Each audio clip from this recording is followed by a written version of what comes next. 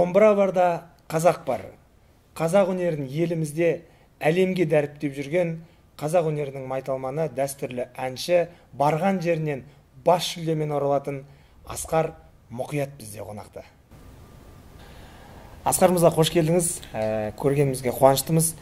Енді мына опера әншісімен, сіз енді өзіңіз опера және дәстүрлі әншісіз, сол екеуінің айырмашылығын айтып бере аламыз ба көрерменге? Енді әнші деген ұғым біреу ғой. Негізгі жалпы мен колледж қабырғасында оқып жүрген кезде, сол колледж тәмамдап жатқанда ұстазым айтқан еді: сен музыкантпын деп ойлайсың ба өзіңді деп.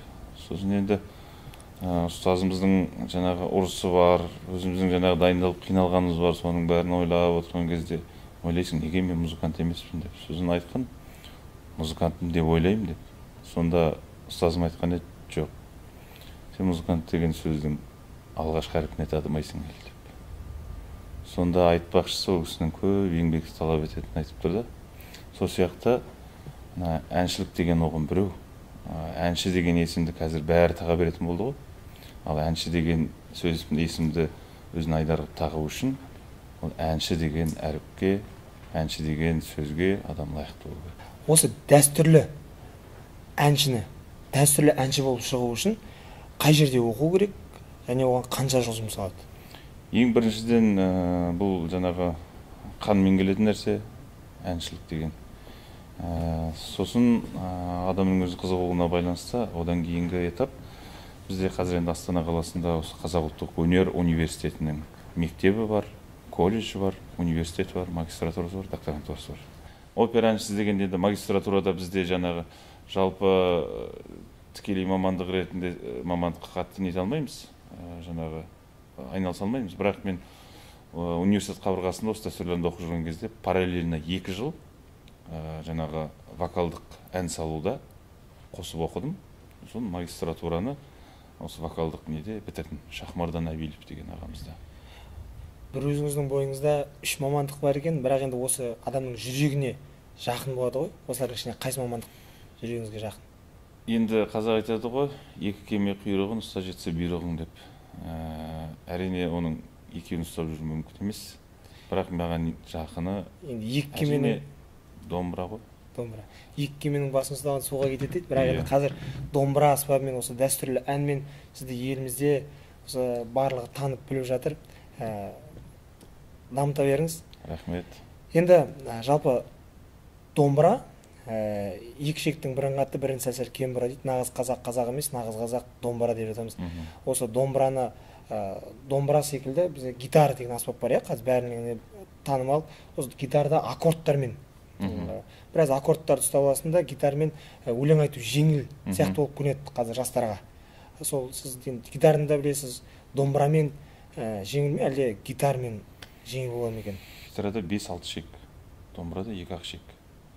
Бірақ бұның домбыраның күрделілігі бұның рухында. Және 2 шекте ойнау, 2 шекпен 5 шектің 6 шектің дауысын шығару ол қиын әрине. Сондықтан менің түсінігімше домбыра сәл қиындау болуы мүмкін гитарадан. Ал сондай бір терең түсініп кетем десең. Ал енді бұлай бір қарағанда гитара оңай сияқты болып тұрады, домбыра оңай сияқты болып тұрады. 2 шек болғасын. Бұлай енді сол гитарадағы ойнаған аккордтарды бұл жерде ұстауға болады. Сол кешегі Моцарттың, Бахтың ойнап жүрген шығармаларын, жаңа турецкий марш болсын, соның бәрін осы домбырада ойнауға болады. Гитарада ойнауға болады. Өте тамаша. Енді қазақ әні деген жаңа айтып өттіңіз, әншілік. Қазақ әнінде бір ортақ ұғым ғой. Бірақ осы қазақта Жетісу мектебі, Арқа мектебі, жаңағы Сыр мектебі, Батыс мектебі дейтін мектептер бар, өзіңіз білесіз, дәстүрлі әншілерде. Сол мектептердің айырмашылығы? Біріншіден бұл бізде ғана бар, қазақта. Енді дәстүрлі ән тек қана бізде сияқты? Жоқ, дәстүрлі ән бар ғой.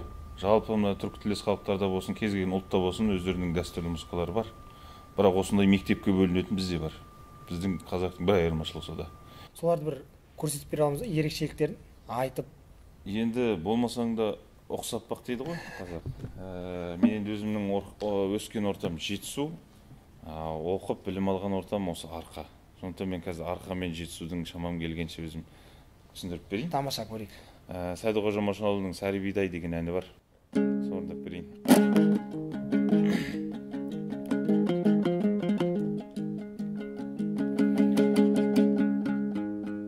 Біздің ауыл кетпенің етегінде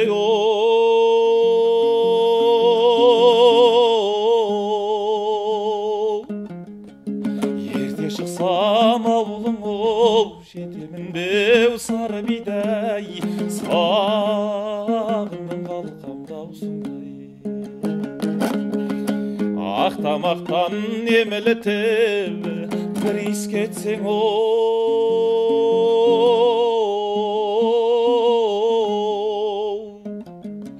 Кермаралдай керіліліп тұрсаң шіркін сары бидай, сағындым қалқам даусыңдай. Есіктің алдау талғай, басында тұрма жаздайым, қалқата еске түскендей, сағынып сонда сары бидай әнге салған. Бұл енді жетісудің, е? Бұл жетісу. Ал енді арқаға келетін болсаң, дәлізден орындаймыз ба? Жоқ, арқада енді мысалға бір халық әнін орындап берейін мен. Екі жирен деген. Екі жиреннің екінші түрі. Ана шетінен ана шетіне шейін. Иә. Көшкенде жылқайдаймын,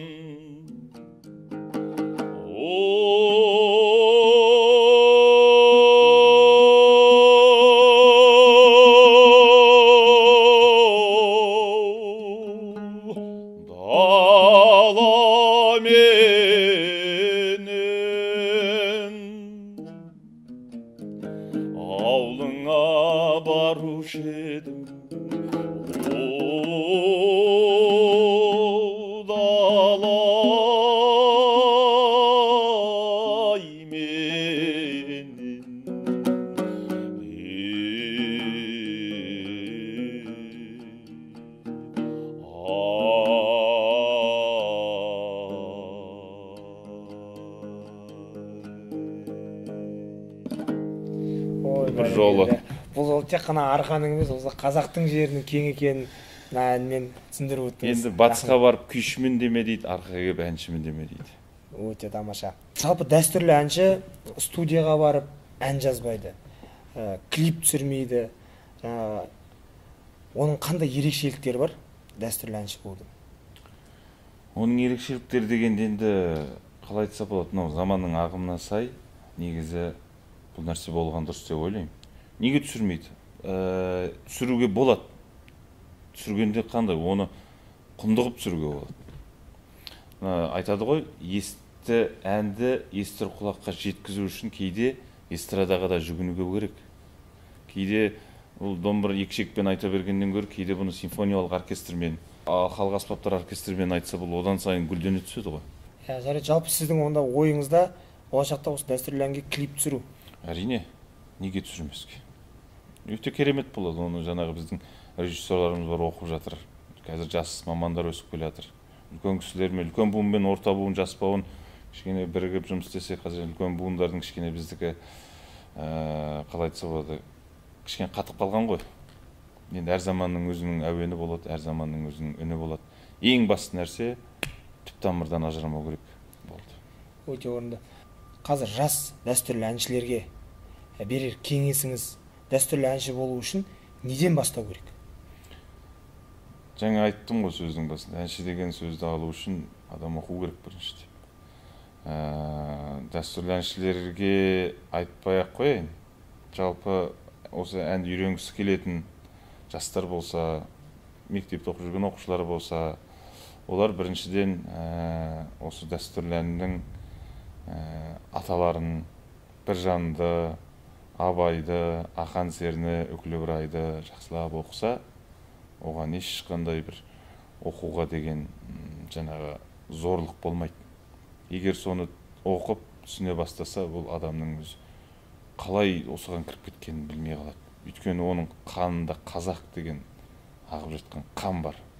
Ол тектен тек болмайды ол.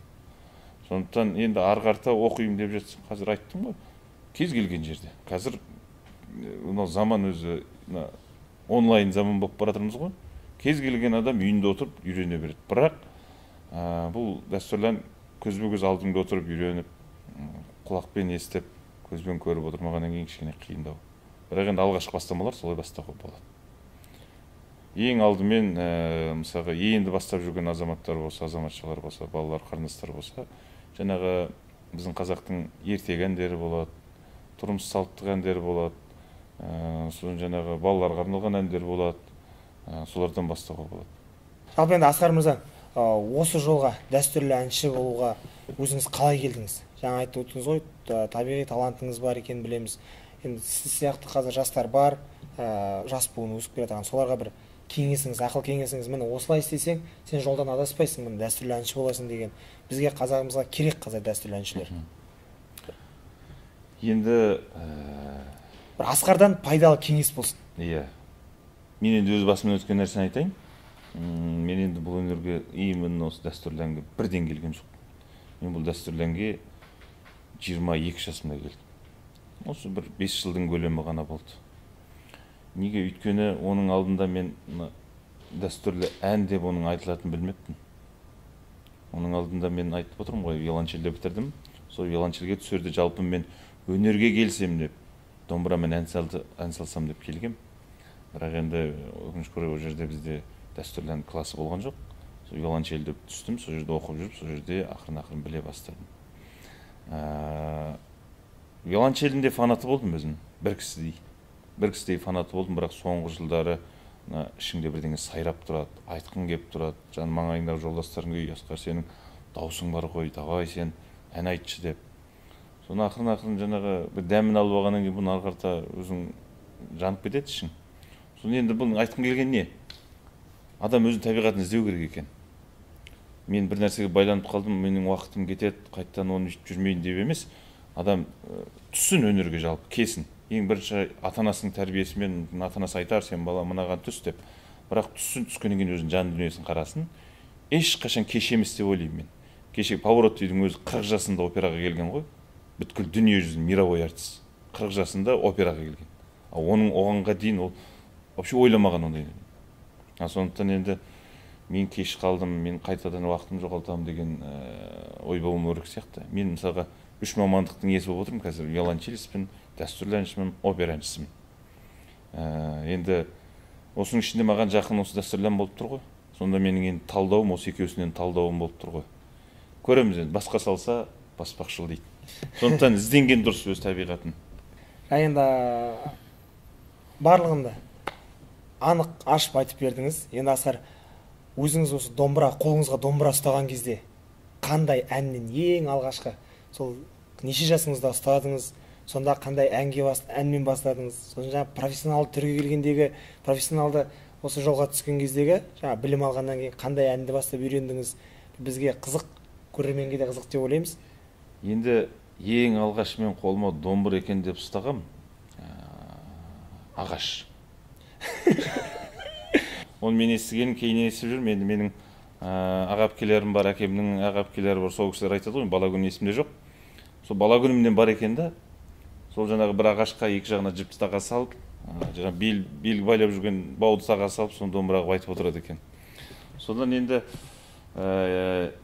домбыра үйде ілініп тұрады, соны дыңғырлатып ұстап жүресің, бірақ есімде әлі бір қатты қызығушылық болды да.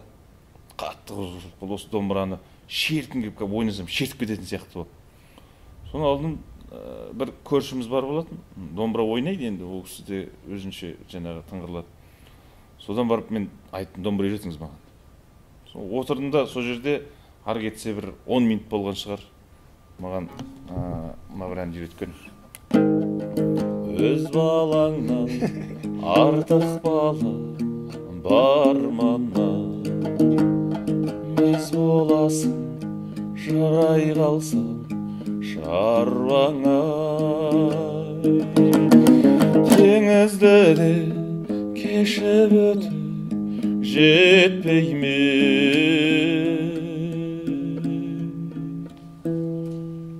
жан ботасын сағынғанда аруана. тамаша. Бұл әнді естіген кезде анаңыздың да жүрегі бір ел жүреген шығар. Содан бекен білмеймін, мен енді ана болғаннан кейін ба осы әнді тез үйрендім ба, енді бір Құдайдың берген таланты ма білмеймін. Өзі таңғалып қалды ана кісі. Әрине. Иә. Содан сөйтіп енді бұл басталды осылай. Сол бір әнді үйрендім мен. Есімде сол бір әнмен осы домбырада соғып жүрген қазіргі аккордтарым, қазіргі домбыраны қалай бастап кеткенім сол жерден есімнен басталды да. Сол бір әнді үйреніп алдым, сонымен ары қарата кетті ғой. Ол ана есту қабілетте болар ма екен мүмкін. Кез келген бір естіген нәрсемді салып аламын домбыраға. Сөйтіп жүріп енді оқу жалғасып кетті. Енді маман ретінде келіп домбыраны қолға алғанда ең алғаш үйренген әнім, ой, енді мен үлкен түстім. Ана-мына орындай бермейтін ән, мен мақтанғаным емес. Жаңа айттық қой, арқаның сондай бір әншілер орындайтын ән, халық әні Екі жиреннің алғашқы түрін үйрендім. О, Екі жирен. Көшкенде жылқайдаймын,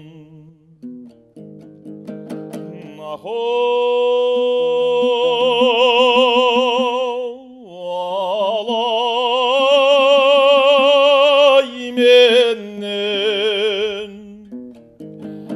аулыңа барушы едім, ол далай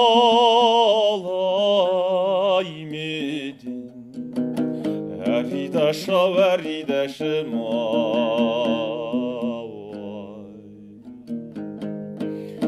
түскенде сен есіме ахол бебуғарағым сағынып сарғаямын, ол санай менен әридашау әридашым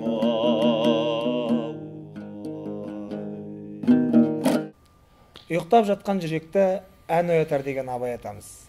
Өнерге келудің ерте кеші жоқ деді Асқар Мұқият. Балаларыңызды, ұл-қыздарыңызды ұлт жанашыры қылам десеңіздер, ұлттық өнерге беріңіздер. Осы бағдарламаны аса пікір қалдырыңыздар, лайк басыңыздар.